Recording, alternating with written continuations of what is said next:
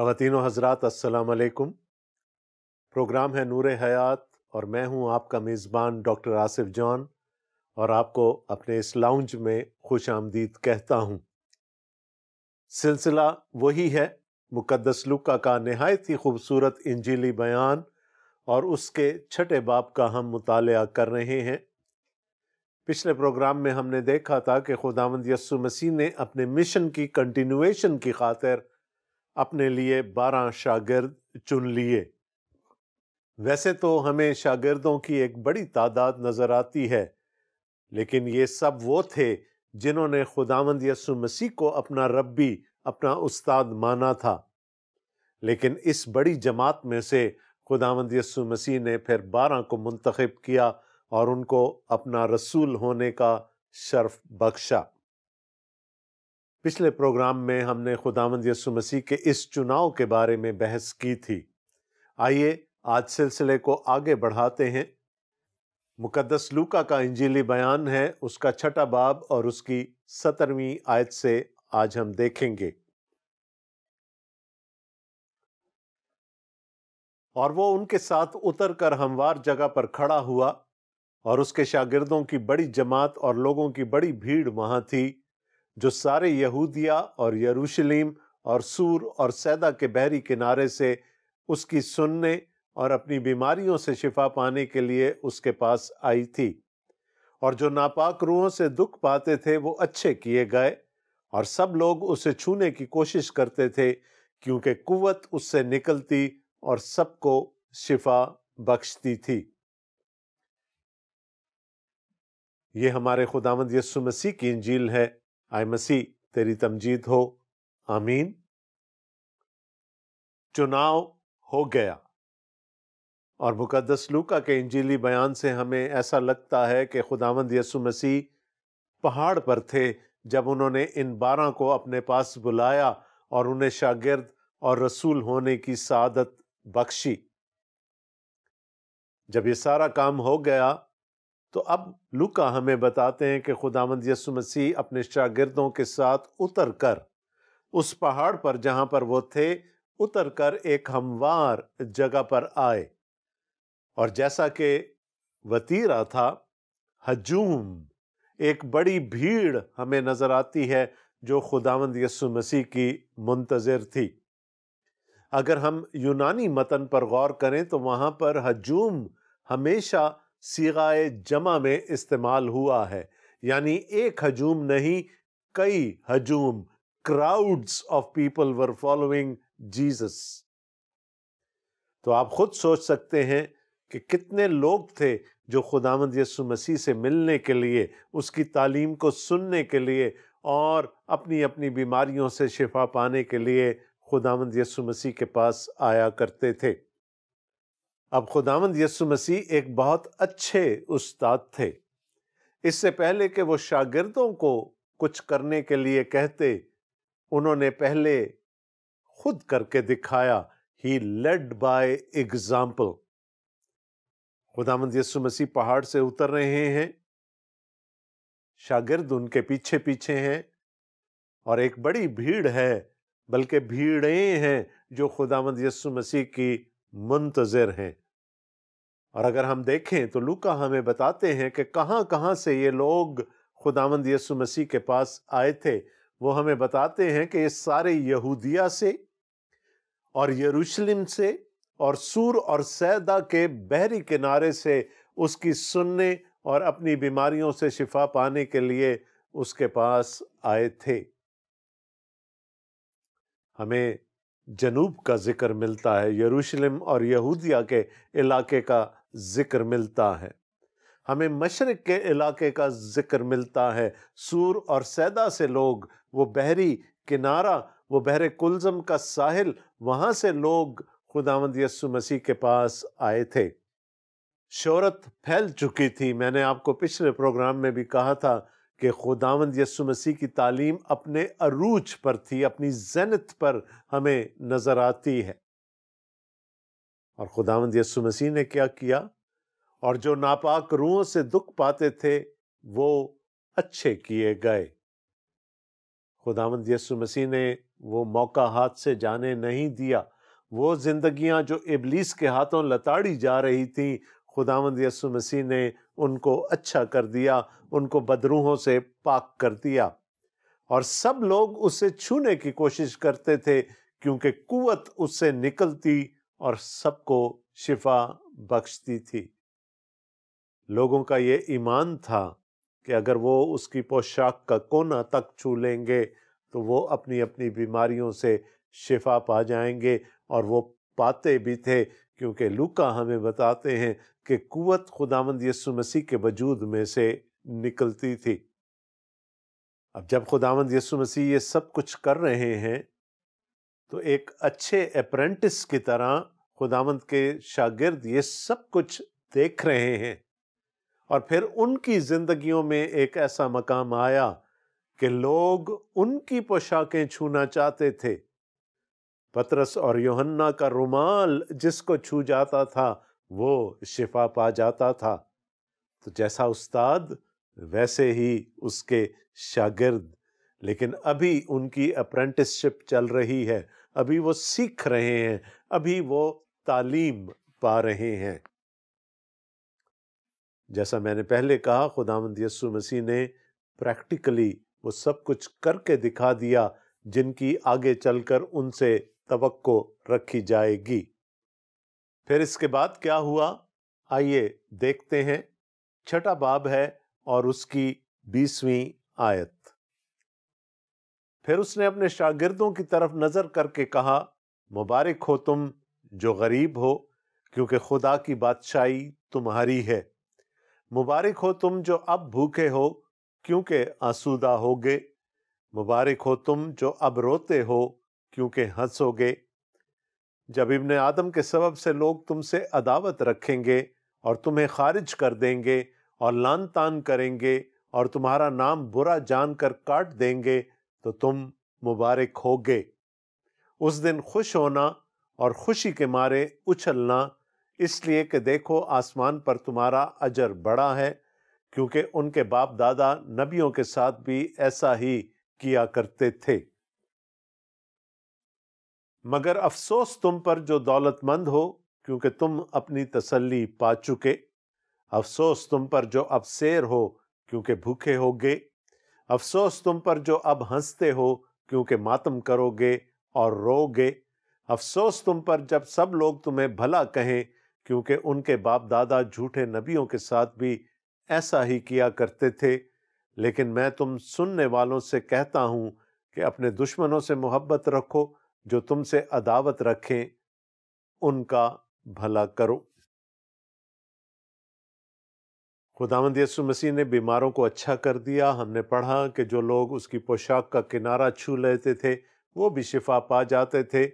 خداوند یسوع مسیح ناپاک روحوں کو ڈانٹتے تھے اور وہ لوگوں کو چھوڑ کر چلی جاتی تھیں، لیکن خداوند یسوع مسیح اپنے ہاتھ سے کوئی ایسا موقع نہیں جانے دیتے تھے کہ جب ہجوم ایک بھیڑ ان کے سامنے ہو اور وہ ان کو تعلیم نہ دیں، بلکہ خداوند یسوع مسیح کا تو یہ وتیرہ تھا کہ وہ پہلے تعلیم دیتے تھے اور پھر اپنی تعلیم کو درست اور سچا ثابت کرنے کے لیے وہ معجزات کیا کرتے تھے۔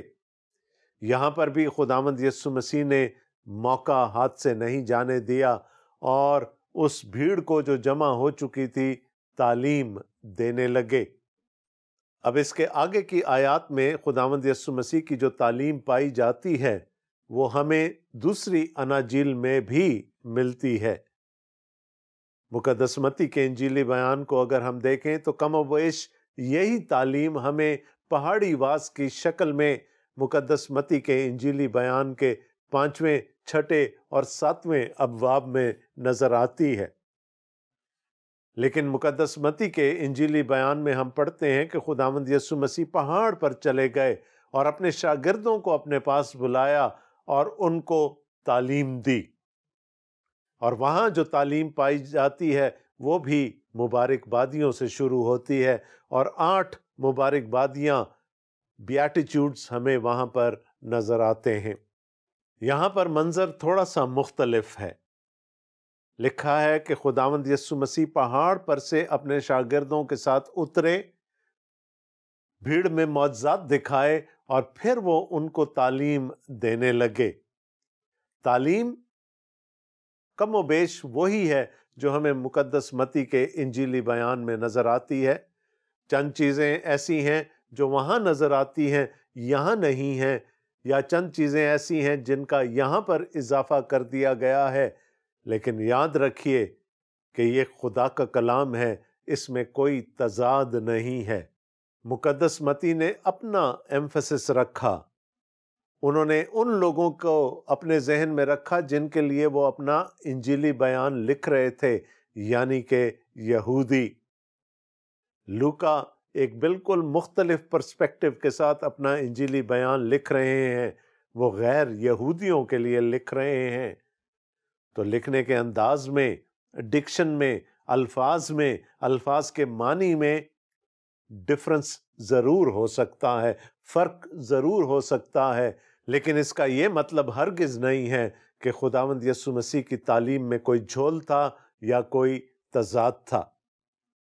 میری آپ سے بھی یہ درخواست ہوگی کہ جب آپ کوئی انجیلی بیان پڑھ رہے ہوں تو اس کو اسی انجیلی بیان میں رہتے ہوئے سمجھنے کی کوشش کریں، اس کی تشریح کریں۔ میں مقدس متی کا چشمہ لگا کر مقدس لوکا کے انجیلی بیان کو سمجھنے کی کوشش نہیں کر سکتا اور نہ ہی اس کو سمجھا سکتا ہوں۔ متی کا مطمع نظر کچھ اور تھا، لوکا کا مطمع نظر کچھ اور ہے۔ ہمیں مقدس لوکا کے انجیلی بیان کو مقدس لوکا ہی کے نقطہ نظر سے سمجھنے کی ضرورت ہے۔ اگر ہم دونوں کو آپس میں ملانے کی کوشش کریں گے تو ہمارے لیے بہت ساری مشکلات پیش آئیں گی۔ اب ایک فرق تو بالکل ظاہر ہے جو سامنے نظر آ گیا۔ متی 8 مبارکبادیاں پیش کرتے ہیں، لوکا صرف 4 پر اکتفا کرتے ہیں، لیکن اس کے ساتھ ہی وہ 4 افسوس بھی بیان کرتے ہیں۔ تو 4 بیاٹیچیوڈز ہیں اور 4 ووز ہیں مقدس لوکا کے انجیلی بیان میں، اور ان کو ہمیں علیحدہ سے سمجھنے کی ضرورت ہے۔ ایک مبارکبادی اور پھر اس کے ساتھ اسی کا کورسپونڈنگ افسوس ہمیں نظر آئے گا، اور اس طریقہ کار کو بائبل مقدس میں پیراللزم کہتے ہیں۔ پرانے عہد نامہ میں اور خاص کر نظم کی کتابوں میں، اور پھر زبوروں کو دیکھ لیجئے تو وہاں ہمیں بے انتہا پیراللزم نظر آتی ہے۔ پیراللزم کہتے ہیں ایک ہی بات کو 2 مختلف طریقوں سے بیان کر دینا۔ اب یہ دونوں طریقے مثبت بھی ہو سکتے ہیں، ایک ہی بات کو کہنے کے 2 مختلف طریقے ہو سکتے ہیں، اور ایک اور طریقہ پیراللزم کا یہ ہے کہ پہلے اس بات کو مثبت طور پر پازیٹیولی بیان کر دینا اور پھر اسی کی ضد، اسی کا متضاد سامنے لے آنا تاکہ بات کی گہرائی کو سمجھا جا سکے۔ بات ہے ایمفسس کی، کسی چیز پر زور دینے کے لیے پیراللزم ایک اچھا طریقہ ہے، اور یہاں پر ہمیں وہ پیراللزم نظر آئے گی۔ میں تھوڑا سا مختلف انداز سے آیتوں کی ترتیب کو بدل کر آپ کو یہ سمجھانے کی کوشش کرتا ہوں۔ مثال کے طور پر اگر آپ 20ویں آیت کو دیکھیں تو وہاں پر ہمیں ایک مبارکبادی نظر آتی ہے۔ پھر اس نے اپنے شاگردوں کی طرف نظر کر کے کہا، مبارک ہو تم جو غریب ہو، کیونکہ خدا کی بادشاہی تمہاری ہے۔ یہ تو ایک مثبت طریقہ تھا اپنی بات کو اپنے شاگردوں تک پہنچانے کے لیے، لیکن دوسری طرف اگر ہم دیکھیں 24ویں آیت میں تو وہاں لکھا ہے، مگر افسوس تم پر جو دولت مند ہو، کیونکہ تم اپنی تسلی پا چکے۔ اوپر غربت کی بات ہو رہی ہے، دولت کے نہ ہونے کی بات ہو رہی ہے، اور یہاں پر دولت مند پر افسوس کیا جا رہا ہے۔ تو ایک ہی بات کو کرنے کے دو مختلف طریقے ہمارے سامنے آ گئے، اور یہ کیوں ضروری ہے؟ یہ اس لیے ضروری ہے کہ خداوند یسوع مسیح اس بات پر زور دینا چاہتے ہیں۔ کیا ہے پہلی مبارک بادی مقدس لوکا کے انجیلی بیان کی؟ مبارک ہو تم جو غریب ہو، کیونکہ خدا کی بادشاہی تمہاری ہے۔ اب یہاں خداوند یسوع مسیح کے کہنے کا ہرگز مطلب یہ نہیں ہے کہ دنیا کے سارے غریب خدا کی بادشاہی میں چلے جائیں گے، یا اگر ہم دوسری طرف دیکھیں تو خداوند یسوع مسیح یہ بھی نہیں کہنا چاہتے کہ ہر دولت مند خدا کی بادشاہی میں داخل ہونے سے رہ جائے گا۔ اگر ایسا ہوتا تو پھر تو خدا کی بادشاہی کے باہر غریبوں کی ایک لائن لگی ہوتی، اور ہر شخص یہ کوشش کرتا کہ اس کی زندگی میں غربت ہو تاکہ وہ خدا کی بادشاہی میں داخل ہو سکے۔ یہاں پر یہ مقصد نہیں ہے خداوند یسوع مسیح کا۔ آپ کو یاد ہوگا کہ ایک امیر شخص، جس کے بارے میں ہم یہ بھی جانتے ہیں کہ وہ جوان تھا، سردار تھا، حاکم تھا، ایک امیر آدمی تھا، وہ خداوند یسوع مسیح کے پاس آیا اور اس نے کہا، اے خداوند، اے نیک استاد، میں کون سی نیکی کروں کہ خدا کی بادشاہی کا وارث بنوں؟ وہ خدا کی بادشاہی میں داخل ہونا چاہتا ہے۔ خداوند یسوع مسیح نے کہا، حکموں پر عمل کر۔ اس نے کہا، کون سے حکم؟ خداوند یسوع مسیح نے 6 حکم گنوا دیے۔ اس پر وہ امیر آدمی خوش ہو گیا۔ اس نے کہا، یہ تو بڑا آسان کام ہے، میں لڑک پن سے ان پر عمل کرتا آیا ہوں، تو کیا خدا کی بادشاہی میں میرا داخل ہونا پکا ہے؟ خداوند یسوع مسیح نے کہا، نہیں، ابھی راستے کی ایک رکاوٹ باقی ہے۔ جو کچھ تیرے پاس ہے وہ بیچ کر غریبوں میں بانٹ دے اور میرے پیچھے ہو لے، تو تو خدا کی بادشاہی کا وارث بن جائے گا۔ اور پھر ہم پڑھتے ہیں کہ وہ دولت مند شخص وہاں سے غمگین ہو کر چلا گیا، کیونکہ وہ اپنی دولت گنوانا نہیں چاہتا تھا۔ اس کے اور اس کے خدا کے راستے میں، اس کے اور اس کے خدا کی بادشاہی میں داخل ہونے کے راستے میں ایک بہت بڑی رکاوٹ تھی، اور وہ اس کی دولت تھی۔ وہ خدا پر توکل نہیں کرتا تھا، وہ خدا پر بھروسہ نہیں رکھتا تھا، بلکہ اس کا کل بھروسہ، کل توکل اپنی دولت پر تھا۔ دولت مند ہونا کوئی بری بات نہیں ہے۔ ہم کلام میں بہت سارے ایسے لوگوں کا ذکر پڑھتے ہیں کہ جو دولت مند تھے، لیکن انہوں نے اپنی دولت کو اپنے اور اپنے خدا کے راستے کی دیوار نہیں بننے دیا۔ یہاں پر غریب ہونے کا مطلب وہ جسمانی غربت نہیں ہے۔ غریب ہونے کا مطلب یہ ہے کہ اپنے خدا پر، اپنے رب پر کل اور مکمل بھروسہ اور توکل رکھنا، ٹوٹل ڈیپینڈنسی اپون گاڈ۔ جب کسی کے پاس دولت آ جاتی ہے نا، خداوند یسوع مسیح نے کہا تھا کہ تم 2 مالکوں کی خدمت نہیں کر سکتے، خدا اور اپنی دولت کو ایک ساتھ لے کر نہیں چل سکتے، کیونکہ جب ہمارے پاس دولت آ جاتی ہے تو ہمارا بھروسہ ہماری دولت بن جاتی ہے، ہماری ویلتھ بن جاتی ہے۔ ہم یہ سمجھنے لگتے ہیں کہ چونکہ میرے پاس اتنا سب کچھ ہے، میں کچھ بھی کرنے کے قابل ہوں۔ لیکن وہ شخص جو خدا پر توکل رکھتا ہے، خدا پر بھروسہ رکھتا ہے، چاہے اس کے پاس بے انتہا دولت ہی کیوں نہ ہو، وہ دولت کبھی اس کے راستے کی رکاوٹ نہیں بنے گی۔ یہاں غربت سے مراد غریب ہونا یا جسمانی طور پر غریب ہونا نہیں ہے، طبعی طور پر غریب ہونا نہیں ہے۔ اس کا مطلب ہے ہمارا رویہ. ہمارا رویہ کیا ہے؟ ہم کس پر بھروسہ کرتے ہیں؟ ہم کس پر اعتماد کرتے ہیں؟ اگر ہمارا توکل، ہمارا بھروسہ ہمارے مالک خدا پر رہتا ہے تو پھر دولت ہو یا نہ ہو ہم مبارک ہیں. اور یہاں پر اگر آپ دیکھیں تو لکھا ہے اس نے اپنے شاگردوں کی طرف نظر کر کے کہا. یہ بات وہ دنیا والوں سے نہیں کر رہا تھا، وہ ان سے بات کر رہا ہے جو اس کی ٹیم کا حصہ ہیں، اور وہ ان کو سکھانا چاہتا ہے کہ اب سے تمہاری ٹوٹل ڈیپینڈنسی اپنے رب پر، اپنے خدا پر ہونی چاہیے. وہ جو اپنی دولت پر بھروسہ کرتے ہیں، خداوند یسوع مسیح نے کہا وہ اسی دنیا میں تسلی پا چکے، کیونکہ وہ یہ سمجھتے ہیں کہ وہ اپنی دولت سے سب کچھ کر سکتے ہیں، لیکن ایک کام نہیں کر سکتے. وہ خدا کی بادشاہی میں اپنا مقام خرید نہیں سکتے. وہ اپنی دولت سے اپنے لیے نجات نہیں کما سکتے.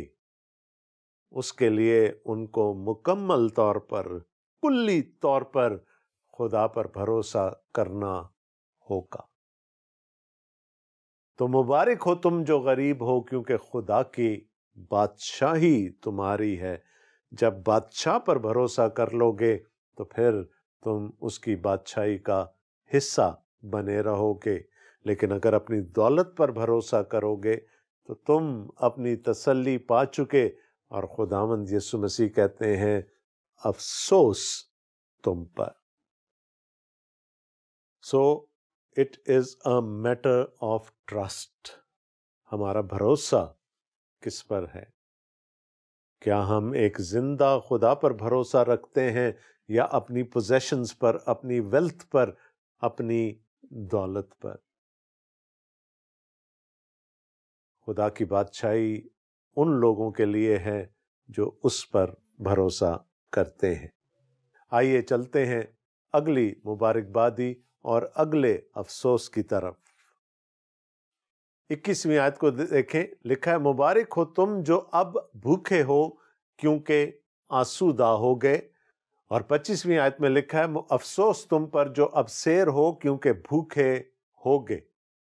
وہی ایک بات ہمیں دو طریقوں سے بیان ہوتی ہوئی یہاں پر ملتی ہے. ایک جگہ کہا جا رہا ہے بھوکے ہو، دوسری جگہ کہا جا رہا ہے سیر ہو.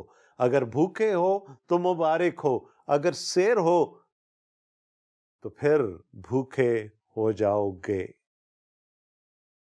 اگر ہم پہلی مبارکبادی اور پہلے افسوس کے ساتھ اس کو ملا کر پڑھیں گے تو بات وہی ہے. بھروسہ کس پر ہے؟ بھروسہ خدا پر ہے. وہ مہیا کرے گا، اور جب وہ مہیا کرے گا تو ہم آسودہ رہیں گے. اگر ہمارا بھروسہ، ہمارا تکیہ ہمارے خداوند پر ہے تو پھر چاہے روکھی سوکھی کھانے کو ملے ہم شکر گزاری کے ساتھ بھی اس کو قبول کریں گے. خداوند یسوع مسیح یہاں پر اپنے شاگردوں کو یہ بھی سکھانا چاہ رہے ہیں کہ جب میری شاگردیت میں آؤ گے، جب میرے پیچھے چلو گے تو everything is not going to be a bed of roses for you. مشکلات بھی آئیں گی، تکلیفیں بھی آئیں گی، بھوک بھی برداشت کرنی پڑے گی، لیکن اس دنیا کی جسمانی بھوک تمہارے لیے خدا کی بادشاہی میں آسودگی کا باعث بنے گی. لیکن اگر یہاں پر ہم سیر ہو کر کھاتے، اب اس کا یہ مطلب نہیں کہ خدا مہیا نہیں کرے گا اور ہمیں سیری نہیں عطا کرے گا. مطلب وہی ہے، بھروسہ کس پر ہے. اگر ہم اپنے خدا پر بھروسہ رکھتے ہیں تو اگر کبھی روکھی سوکھی بھی کھانے کو مل گئی تو ہم شکر گزاری کریں گے، اور کبھی ہمیں سیر ہو کر بھی کھانے کو مل گیا تو ہم تب بھی خداوند کی شکر گزاری کریں گے اور اسی کے ہاتھوں کی طرف دیکھتے رہیں گے کہ وہ کب اور کیسے ہمارے لیے مہیا کرتا ہے. لیکن اگر ہمارا بھروسہ ہمارے اپنے وسائل پر ہے، اپنی دولت پر ہے، تو پھر ہم ہمیشہ ہی اپنے لیے اچھا مہیا کریں گے اور ہمیشہ ہی سیر ہو کر کھائیں گے. لیکن خداوند یسوع مسیح نے کیا کہا؟ پھر وہ وقت آتا ہے کہ جب تم بھوکے ہو گے۔ اسی طرح اگلی مبارک بادی پر چلتے ہیں، لکھا ہے مبارک ہو تم جو اب روتے ہو کیونکہ ہنسو گے۔ اور پھر اگر اسی کا کورسپونڈنگ افسوس ہم دیکھیں گے تو لکھا ہے افسوس تم پر جو اب ہنستے ہو کیونکہ ماتم کرو گے اور رو گے۔ کیا خدا یہ چاہتا ہے کہ ہم ہر وقت آنسو بہاتے رہیں؟ کیا خدا یہ چاہتا ہے کہ ہم اپنا منہ بسور کر ایک کونے میں بیٹھ جائیں اور ماتم کر لیں؟ ایسا ہرگز نہیں ہے۔ مطلب کیا ہے پھر اس مبارک بادی کا اور اس افسوس کا؟ مطلب ہے نادم ہونا، شرمندہ ہونا اپنے گناہ پر، کیونکہ وہ گناہ ہمیں خدا سے دور لے جاتا ہے، اور اگر خدا نے اس گناہ کو بخش دیا ہے اور ہمیں اپنی قربت میں آنے کا فضل بخشا ہے تو کم از کم ہمیں اس گناہ پر نادم ہونے کی ضرورت ضرور ہے۔ اور نہ صرف اپنے گناہ پر آنسو بہانے کی ضرورت ہے، ہمیں اپنے بہن بھائیوں کے گناہوں پر بھی آنسو بہانے کی ضرورت ہے، ماتم کرنے کی ضرورت ہے، خدا سے درخواست کرنے کی ضرورت ہے کہ اے خداوند اگر تو نے مجھے اپنے فضل میں شریک کر لیا ہے تو میرے اس بھائی کو اور میری اس بہن کو بھی اپنے فضل کے تخت کے پاس لے آ، ان کے لیے ماتم کرنا ہے، ان کے لیے رونا ہے۔ اگر ہم خوشی میں یہ وقت گزار دیں گے تو لکھا ہے کہ تم روگے، اور اگر ہم ندامت میں اور ماتم کرنے میں اور رونے میں یہ زندگی گزارتے ہیں اپنے گناہ کے لیے اور دوسروں کے گناہ کے لیے، تو پھر لکھا ہے کہ ہم مبارک ہیں۔ 22ویں آیت میں لکھا ہے جب ابن آدم کے سبب سے لوگ تم سے عداوت رکھیں گے اور تمہیں خارج کر دیں گے اور لعن طعن کریں گے اور تمہارا نام برا جان کر کاٹ دیں گے تو تم مبارک ہوگے۔ اس دن خوش ہونا اور خوشی کے مارے اچھلنا، اس لیے کہ دیکھو آسمان پر تمہارا اجر بڑا ہے، کیونکہ ان کے باپ دادا نبیوں کے ساتھ بھی ایسا ہی کیا کرتے تھے۔ اور پھر اگر ہم 26ویں آیت میں دیکھیں تو لکھا ہے افسوس تم پر جب سب لوگ تمہیں بھلا کہیں، کیونکہ ان کے باپ دادا جھوٹے نبیوں کے ساتھ بھی ایسا ہی کیا کرتے تھے۔ ابھی تک خداوند یسوع مسیح نے کہا مبارک ہیں وہ جو غریب ہیں، مبارک ہیں وہ جو بھوکے ہیں، مبارک ہیں وہ جو ماتم کرتے ہیں، روتے ہیں۔ اور یہاں پر خداوند یسوع مسیح نے وجہ بتا دی، جب ابن آدم کے سبب سے لوگ تم سے عداوت رکھیں۔ ابھی اس پر بہت ساری اور باتیں کی جا سکتی ہیں، لیکن ہماری گھڑی کی سوئیاں بہت ظالم ہیں۔ مجھے بتایا جا رہا ہے کہ ہمارے پروگرام کا وقت ختم ہو گیا ہے۔ خیر، ہم اس بات کو اپنے اگلے پروگرام میں کنٹینیو کریں گے، جہاں سے سلسلہ ٹوٹا ہے وہیں سے اس کو بحال کریں گے، اور پھر ہم مزید خداوند یسوع مسیح کی تعلیم پر غور کریں گے۔ تب تک کے لیے خداوند آپ سب کو بڑی برکت دے۔ آپ کا میزبان ڈاکٹر آصف جون آپ سے اجازت چاہتا ہے۔ خدا حافظ۔